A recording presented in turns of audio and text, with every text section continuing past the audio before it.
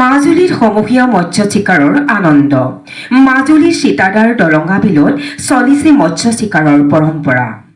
কোনোবাই যদি জাল লৈ আহিছে, কোনোবাই মাছলৈ ওলাইছে জাকৈ, খালৈ আৰু পল লৈ।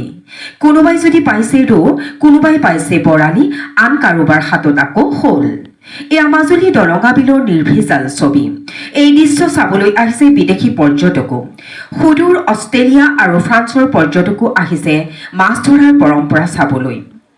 উল্লেখযোগ্য যে প্ৰতি বছৰে নৱেম্বৰ মাহৰ শেষৰটো দেওবাৰে এই সীতাদাৰ অঞ্চলৰ কেইবাখনো গাঁৱৰ লোকে মিলি সমূহীয়া মাছ চিকাৰ কৰে। এই বছৰো পূৰ্বৰ পৰম্পৰা ধৰি ৰাখিছে এইসকল ৰাইজে।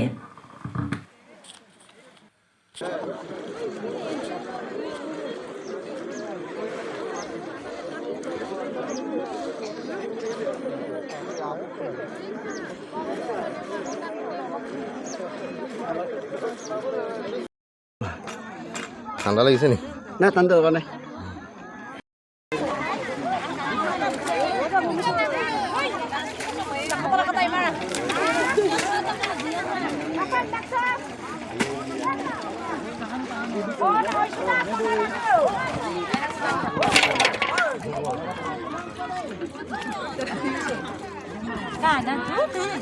হ'ল আৰু এইটো হেৰি মিৰিকা ডাঙৰ হ'ল সেই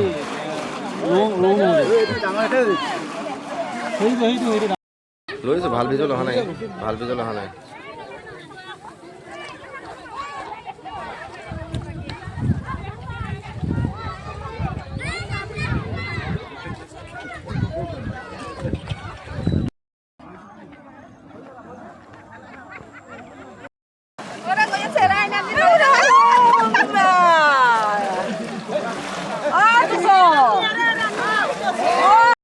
পাইছে মাছ? শাল মাছ আৰু বৰালি। হয়, কেনেকুৱা লাগে একেলগে মাছ ধৰে প্ৰতি বছৰে? ভাল লাগে। ভাল লাগে। সকলোৱে পাইছেনে মাছ? পাইছে বাৰু। হয়।